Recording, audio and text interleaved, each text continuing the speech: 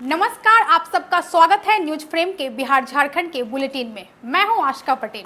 News frame का आगाज हुआ है आपकी आवाज को बुलंद करने के लिए, अन्याय के खिलाफ आवाज उठाने के लिए और हुक्मरानों तक आपकी आवाज पहुंचाने के लिए।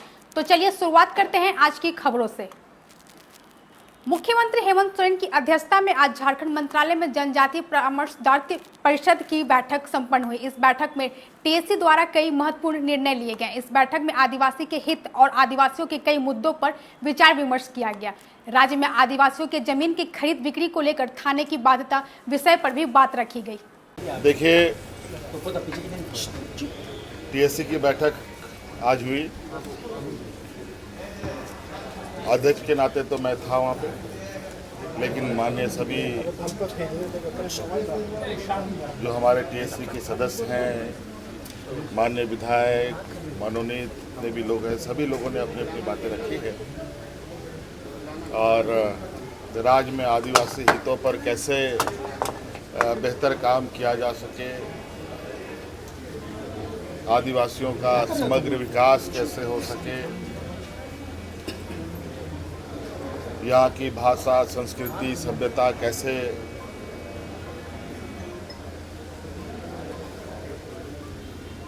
संरक्षित हो सके, कई सारे मुद्दे भूमिहीन लोगों को लेकर, जमीन को लेकर बहुत सारी बातें हैं।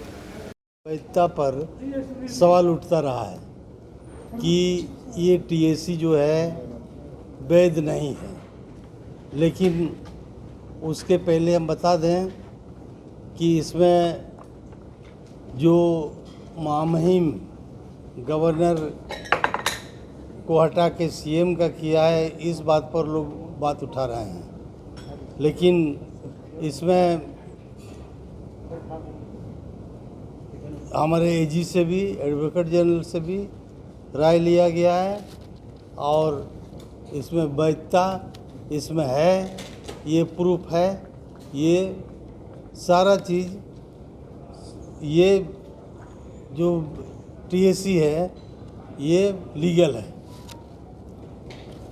इसमें पुराना मामला बहुत चल रहा था, खरकाई डैम वगैरह, उस पर हमारे पुराने मेंबर लोग थे और पुराने मेंबर लोग अभी नहीं रहे, उनका सवाल था।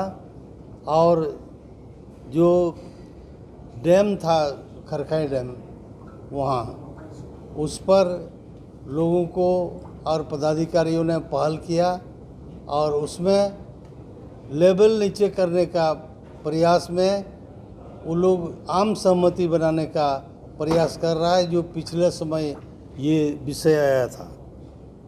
और थाना की वैधता में अभी फैसला नहीं हो पाया है।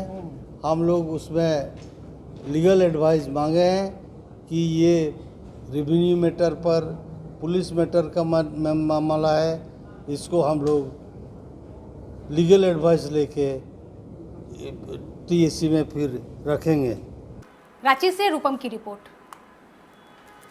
रांची के दुर्गा सोरेन चौक पर स्वर्गीय दुर्गा सोरेन की पुण्यतिथि पर मुख्यमंत्री हेमंत सोरेन, विधायक कल्पना सोरेन और राज्यसभा सांसद महुआ मांझी ने उनकी प्रतिमा पर माल्यार्पण कर श्रद्धांजलि दी। इस मौके पर सीएम ने कहा कि दुर्गा सोरेन जनप्रिय और समर्पित नेता थे, जो आज भी हमारे मार्गदर्शक हैं। जेएमएम के सैकड़ों कार्यकर्ता भी उपस्थित रहे। आज यहाँ दुर्गा सोरेन चौक पर आपको पता है थोड़ा नीचे सर, शांत रही, शांत के इस स्मृति पर श्रद्धासुमन अर्पित करने के लिए हम लोग, और ये हम लोगों के लिए गौरव और सौभाग्य की बात है कि ऐसे जुझारू और झारखंड के प्रति समर्पित मार्गदर्शक हम लोग के बीच में रहे। आज का ये दिन हमारे पार्टी के लिए काफी महत्वपूर्ण दिन के रूप में हम लोग आज इसको देखते हैं। और हमें इसका ठीक है। रांची से रूपम की रिपोर्ट। भाजपा प्रदेश अध्यक्ष व नेता प्रतिपक्ष बाबूलाल मरांडी ने झारखंड में चल रहे शराब घोटाले की जांच सीबीआई से कराने की मांग की है। रांची में प्रेस कॉन्फ्रेंस में उन्होंने कहा कि यह घोटाला 2022 से चल रहा है और दिल्ली के शराब घोटाले से भी बड़ा है। उन्होंने आरोप लगाया कि एसीबी सिर्फ आईएएस विनय चौबे की गिरफ्तारी तक सीमित रहकर मामले को दबाने की कोशिश कर रही है, जबकि छत्तीसगढ़ की तरह यहां भी सीबीआई व ईडी से जांच होनी चाहिए। वो इशू मेरे लिए नहीं है। इशू इतना ही है, शराब घोटाला 2022 से चल रहा है। हमने 2022 को ही अप्रैल में पत्र लिखा था कि ये गड़बड़ियां हो रही, इन कंपनियों को देने के लिए सारे कुछ हो रहा है। फिर उस कंपनियों को दिया गया और उसके बाद मुख्यमंत्री ने कोई कार्रवाई नहीं की। ये कार्रवाई तब प्रारंभ होती है जब छत्तीसगढ़ में केस दर्ज होता है और छत्तीसगढ़ में केस दर्ज होने के बाद झारखंड में एसीबी एक्टिव होते हैं। 24 के आखिरी चुनाव के कुछ दिन पहले और उसके बाद भी आपने देखा कि यहां भी कोई जांच के लिए पहले उन्होंने एफआईआर नहीं लॉन्च किया था। कल जब विनय चौबे को पकड़ करके ले गया तो उनको अंदर ले जाना तो फिर एफआईआर करना पड़ेगा, तो उन्होंने एफआईआर किया और उसको अंदर किया। और हमें तो यहाँ तक जानकारी से लगता है कि आप जैसे हमने कहा कि पहले भी 2 सीओ को उन्होंने जेल में बंद कर रखा है जो ईडी के गवाह थे। पहले भी जो ईडी के गवाह थे जो लोग जेल में नहीं, उन लोगों के ऊपर केस लटका के रखा है और 3 लोगों को जो गवाह थे जो लोग उनके मुताबिक मुकरे नहीं बयान से, तो उन लोगों को जेल। रांची से रूपम की रिपोर्ट। झारखंड में शराब घोटाले के आरोप में आईएएस विनय चौबे की गिरफ्तारी पर पूर्व मुख्यमंत्री रघुवर दास ने हेमंत सरकार पर निशाना साधा। उन्होंने कहा कि जब तक सत्ता के शीर्ष पर बैठे भ्रष्ट लोगों पर कार्रवाई नहीं होगी, झारखंड से भ्रष्टाचार खत्म नहीं होगा। विनय चौबे मुख्यमंत्री के करीबी थे, अब बड़ी मछलियों की गिरफ्तारी तय है।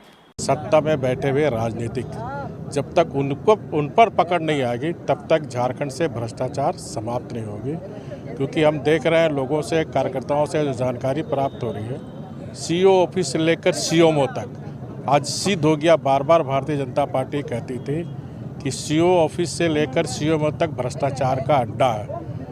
और जो श्री विनय चौबे जी सभी जानते हैं कि मुख्यमंत्री जी का छाया था, सीओ में प्रधान सचिव था, तो सिर्फ उनके स्तर की बात नहीं है। इसमें अगर सीबीआई जांच, और जैसा कि छत्तीसगढ़ सरकार ने ऑलरेडी सीबीआई को रिकमेंडेशन कर दिया है, तो निश्चित रूप से बड़े मछली आने वाले समय गिरफ्तार हो, ये झारखंड की जनता चाहती है। बोकारो से चंदन सिंह की रिपोर्ट। बोकारो के चंदनक्यारी प्रखंड में गम्हरिया गांव में तालाब में डूबने से एक ही परिवार की मां, बेटी सहित 3 और एक पड़ोसी की मौत हो गई। मृतकों में जिला परिषद कर्मी दिनेश दास की पत्नी लता देवी, उनकी 2 बेटियां और पड़ोसी संता दास शामिल है। सभी नहाने के लिए तालाब गए थे। घटना के बाद गांव में शोक का माहौल बना हुआ है। देखिए, ये तो बहुत दुखदायक घटना है। हम लोग को जिला परिषद का स्टाफ थे और 2 बच्चा, एक पत्नी और एक उनके घर में जो दाई काम करती थी। बहुत ये दुखदायक घटना है। उनका आत्मा को भगवान शांति दे। बहुत मतलब पूरा घर उजड़ गया उनका। कैसे घटना घटी है? देखिए, वो नहाने गए थे, अब वो तो बराबर उन जाते होंगे नहाने, और ये होनी था तो हो गया। बोकारो से चंदन सिंह की रिपोर्ट। पाकिस्तान में आतंक के ठिकानों पर भारतीय सेना कार्रवाई ऑपरेशन सिंदूर की सफलता के उपलक्ष्य में रोहतास के डेहरी में भव्य तिरंगा गौरव यात्रा निकाली गई। पूर्व विधायक सत्यनारायण सिंह यादव और भाजपा नेत्री आरती गुप्ता के नेतृत्व में निकाली गई यह यात्रा राष्ट्र प्रेम और सामाजिक एकता का प्रतीक बनी। कैनाल रोड से थाना चौक तक उत्साहपूर्वक माहौल में यह यात्रा संपन्न हुई।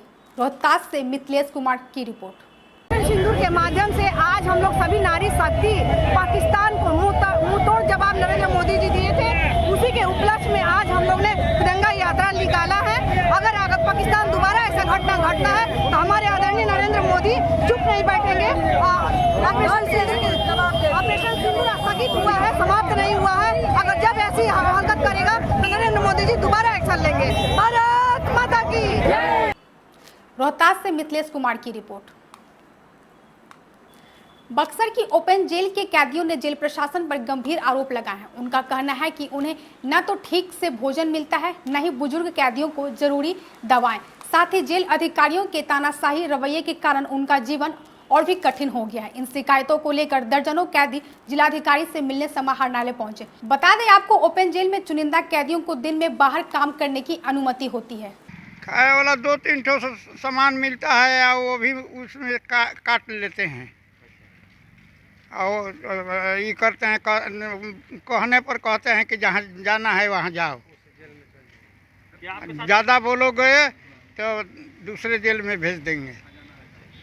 आप कितने दिनों से हैं यहाँ पर? हम यहाँ हमको हो गया 22 साल। ओपन जेल के कैदी हैं, वहाँ खाना पीना कुछ नहीं मिलता है। मांगने जाते हैं, मैडम और उनका सिपाही लोग मारपीट करता है, गाली गलौज करता है। वार्ड में भी, वार्ड की पूरा जेल में साफ़ सफाई की व्यवस्था बहुत बद से बदतर है। वार्ड के पीछे एकदम लैट्रिन बह रहा है, कोई देखने वाला नहीं है। बनाने के लिए कहा जाता है अधिकारी को, तो अधिकारी कहते हैं कमाते हो खुद बनाबो। और कहने का मतलब डॉक्टर तो हैं ही नहीं, नाम के लिए खाना पूर्ति के लिए वहाँ पर कारा अस्पताल है।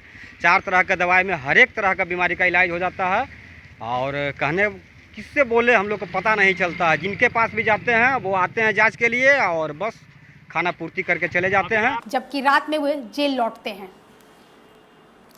जमुई में झोला छाप डॉक्टर ने कारनामा किया है। जिले में लगातार झोला छाप डॉक्टर अपना कुकर्म करने से बाज नहीं आ रहे हैं। जिले के चकाई थाना क्षेत्र अंतर्गत एक गांव में एक ग्रामीण चिकित्सक द्वारा नाबालिग लड़की से दुष्कर्म किए जाने का मामला सामने आया है। बताया जा रहा है कि लड़की घर में अकेली थी। गांव से थोड़ी दूर स्थित नवाटी गांव में ग्रामीण चिकित्सक विवेक कुमार ठाकुर अपना क्लिनिक खोलकर इलाज करने का काम करता है।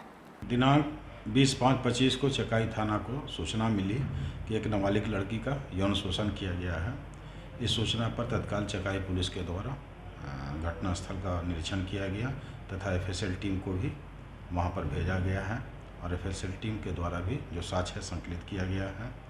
घटनास्थल पर चकाई पुलिस के द्वारा आसपास के लोगों का गवाह भी बयान लिया गया है और उसमें एक पीड़ित के पिता के द्वारा आवेदन दिया गया। उस आवेदन के आधार पर प्राथमिकी अंकित की गई और जो इस कांड के अभियुक्त थे उनको गिरफ्तार तुरंत 24 घंटे के अंदर चकाई पुलिस के द्वारा किया गया है और गिरफ्तारी के उपरांत उन अभियुक्त को अग्रिम विधि सम्मत कार्रवाई की जा रही है। जमुई से धीरज कुमार की रिपोर्ट। अभी के लिए बस इतना ही। देश और दुनिया की सभी खबरों से अपडेट रहने के लिए हमारे YouTube चैनल को सब्सक्राइब करें, Facebook पेज को लाइक करें और अपने सुझाव कमेंट बॉक्स में जरूर लिखें। अब हमें दीजिए इजाजत। धन्यवाद।